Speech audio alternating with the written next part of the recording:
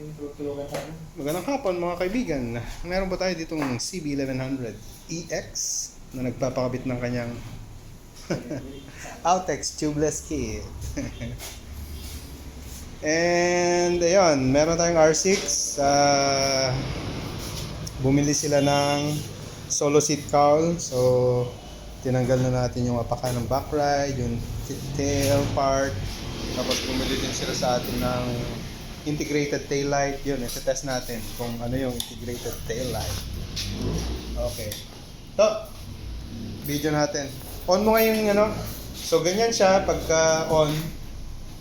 And then, ayun, pag promeno ka, meron siyang blink.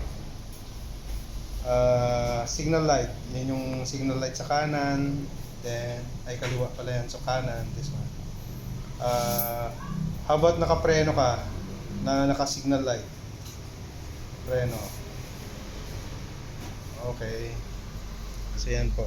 Sa video hindi siya ganong kasi masyado maliwanag. Pero may hazard. Hazard. Okay. Hazard. Yan. So sa personal na kita ng mata, yung yellow is kitang-kita siya pag sa mata.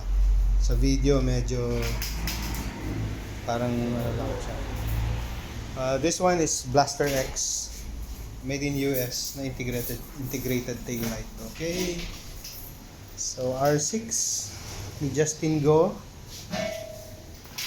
Yan.